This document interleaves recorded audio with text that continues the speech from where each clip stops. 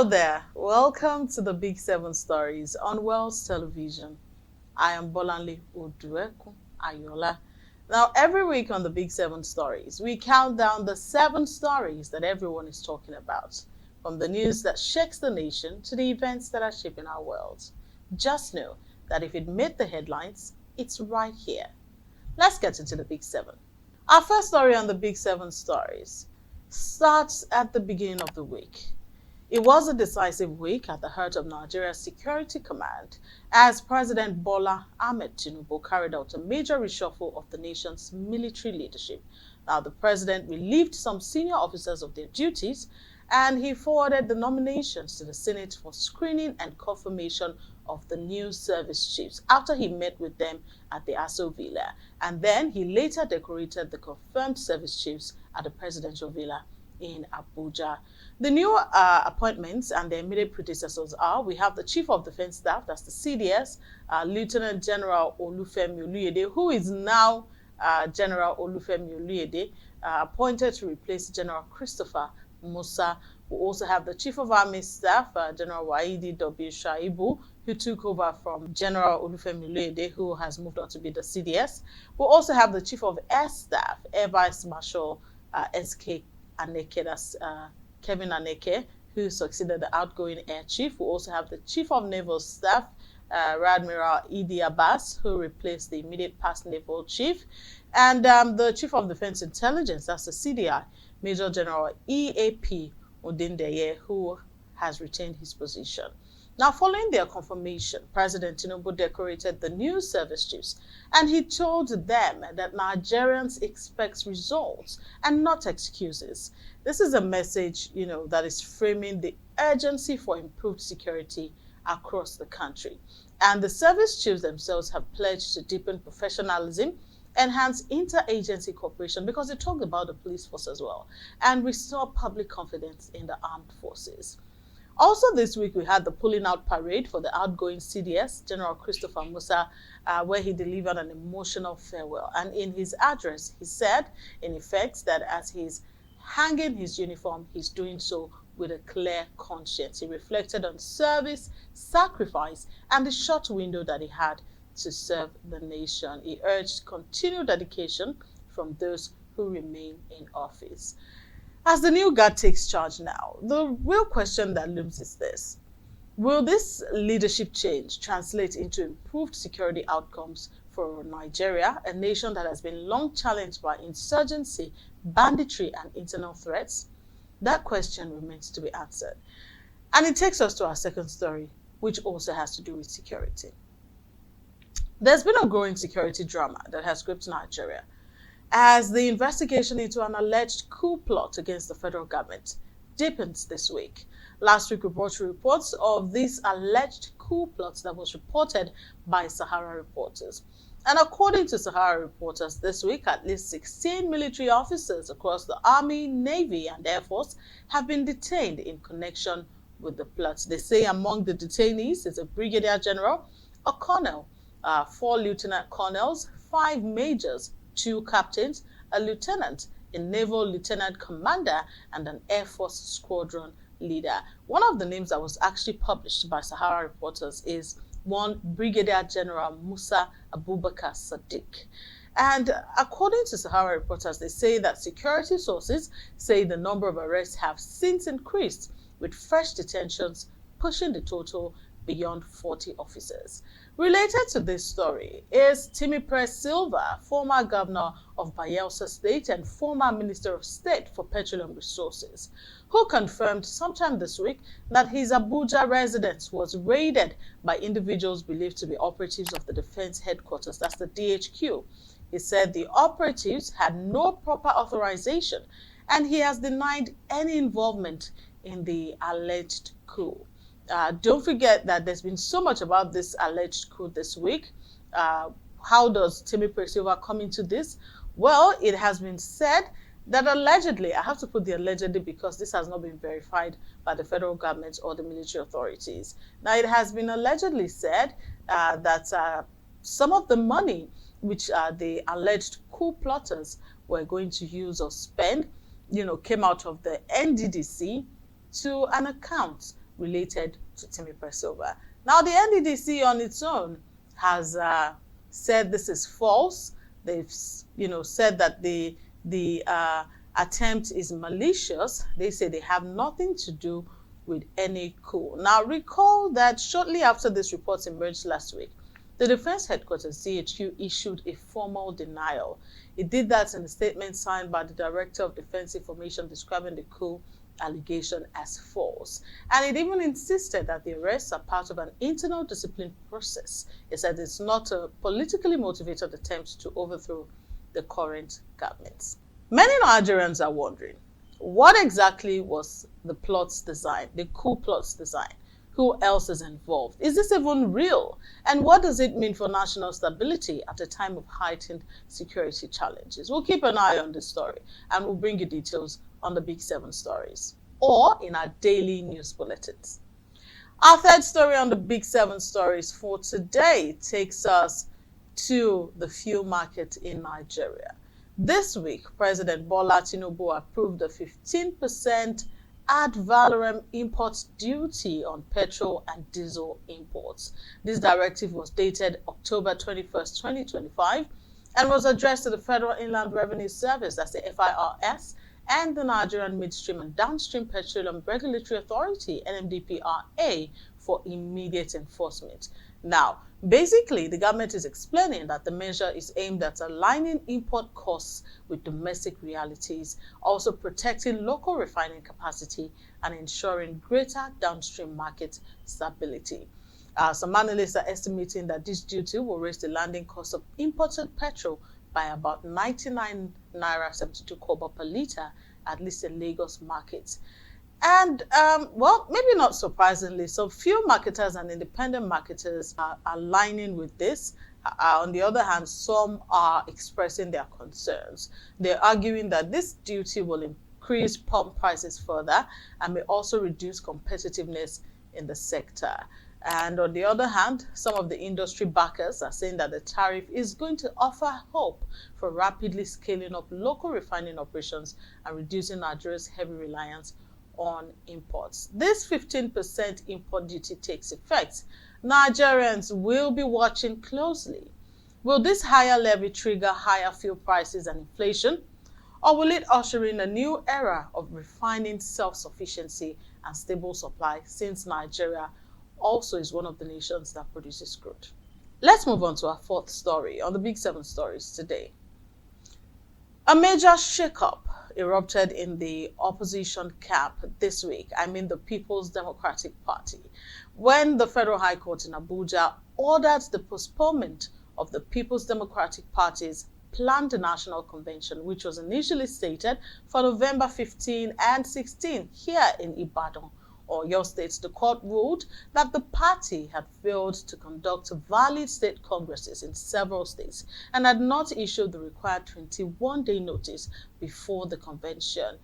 But despite the court's decision, the PDP is insisting that the ruling does not invalidate their convention preparations. The party's national publicity secretary described the judgment as an assault on Nigeria's democratic process, and he declared that the convention will proceed. They are saying that they're going to appeal that judgment. And at the same time, within the PDP, the internal fault lines are deepening. This is because the party's Deputy National Vice Chairman has branded the court's decision the joke of the century. He said it's an open recipe for anarchy and a display of judicial brigandage.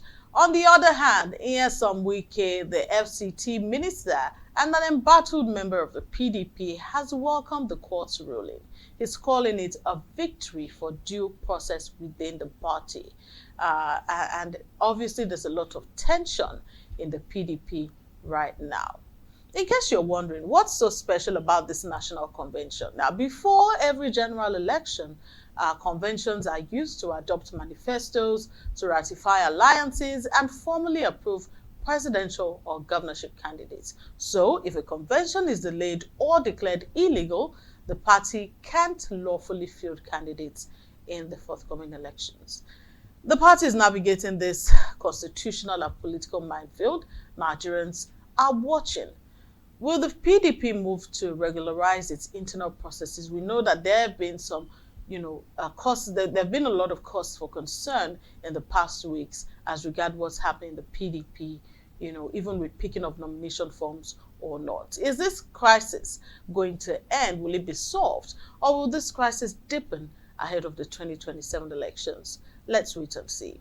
We move on to our fifth story on the Big Seven Stories for today, where the United States, under President Donald Trump, has announced that Nigeria would be designated a country of particular concern, what we know as CPC, over alleged denunciations of religious freedom violations and mass killing, what they call genocide of Christians in Nigeria. Via his social media website Truth Social, President Trump claimed that Christianity is facing an existential threat in Nigeria. He accused radical Islamists of orchestrating mass slaughter. Now, under the International Religious Freedom Act, this CPC tag does not automatically trigger sanctions, but it allows for steps such as restricting non-humanitarian U.S. assistance. And this is not the first time that President Donald Trump has made such a move. During his first term as president in 2020, he designated Nigeria a CPC, but when the Joe Biden administration came in, they removed Nigeria from the list. Now, responding to this, the federal government has rejected the allegations and the designation of the country as a CPC. The country's Minister of Foreign Affairs said the claims do not reflect the situation on ground, adding that Nigerians of all faiths have long lived, worked, and worshipped together peacefully. The government of Nigeria has reaffirmed its commitment to fighting terrorism, protecting the rights of all citizens, and engaging constructively with the United States to deepen mutual understanding of Nigeria's security and religious freedom challenges. This CPC designation is coming at a time when Nigeria is undoubtedly facing lots and lots of security challenges, people being killed left, right, and center. But the question is, will this move translate into real diplomatic or economic consequences for Nigeria? How is Nigeria going to respond in policy or practice? And how will this affect Nigeria's international standing and internal cohesion? Is there killing of Nigerians? Yes, there is. And the simple solution, as simple as it may sound, maybe not be so simple, is to stop killings of Nigerians, whether Christians, Muslims, or traditionalists. Let's move into our next story on the Big Seven Stories, our sixth story for today, where a storm has erupted in Tanzania following the general elections that happened on the 29th of October 2025. And after that, protesters took to the streets of Tanzania and the security forces responded with force. The incumbent president also secured a sweeping victory. Now, voting day in Tanzania saw Samia Suluhu Hassan, who has already been president since 2021, contesting after key opposition candidates were barred from the race. The official results, which came in yesterday, declared her winner with around 98% of the votes. But the lead-up and the aftermath of the election have drawn serious controversy. The main opposition party has claimed that roughly 700 people were killed in 3 days of protests across Tanzanian cities, including Dar es Salaam and Mwanza. The death toll has been opposed by the government. They say the figure is hugely exaggerated. But the United Nations has reported that at least 10 deaths have been confirmed, and it has raised concern over the use of live ammunition by the security forces during the protests. Apparently, the clashes started when the protesters denounced what they said was a one-sided election. They tore down banners, they brought down buildings, and they set police stations ablaze.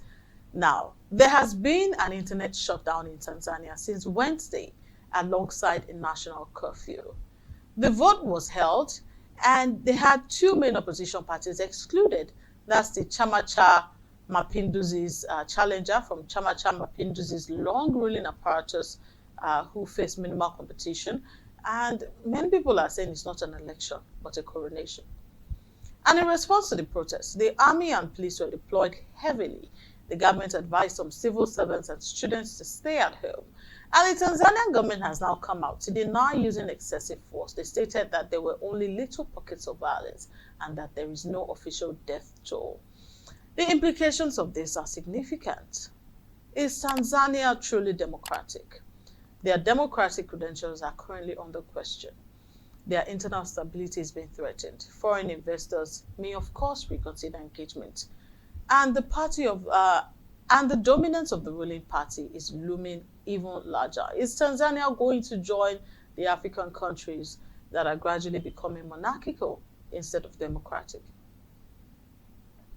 Let's move on to our next story on the Big Seven Stories. It takes us to the world of sports, where a sports infrastructure controversy has taken center stage in Nigeria's football development agenda, with questions being raised over the approximately $1.2 million goal project in Benin, Kebbi State, funded under FIFA's Forward Goal Program and implemented in conjunction with the Nigeria Football Federation, the NFF.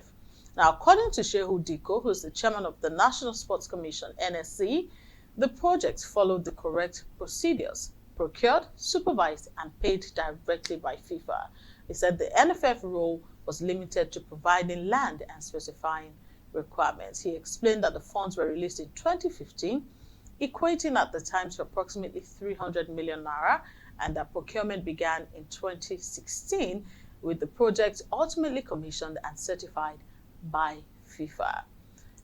This clarity is coming due to criticism of the facility's appearance and the value for money of the investment. The stadium was used by FIFA in its media materials, triggering public scrutiny of the NFF and the project's oversight.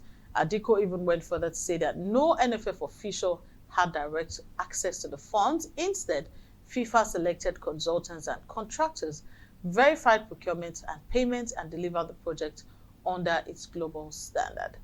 The nation is preparing for the 2026 FIFA World Cup finals, and the timing of this controversy has been described by Diko as an unnecessary distraction. He urged media and stakeholders to verify facts before publishing speculation. As the Nigerian government and sports bodies seek to restore confidence in football infrastructure governance, the critical issues still remain. Will there be further audits? Will accountability and transparency standards in sports funding be strengthened? And will the facility itself deliver the intended boosts to grassroots football in Kebbi and beyond? And that's it on the Big Seven. As the nation demands accountability in all sectors, the call for justice continues here as well on the Big Seven Stories, where we say, we join hands, justice for Ochanya. That's how the week looked. 7 big stories, one clear picture. Thank you for watching the Big Seven Stories on Welsh Television. I am Bolanle Oduekun-Ayoola. Always remember that the news doesn't end when the bulletin does, so stay curious, stay informed, and I'll see you next week with another Big Seven.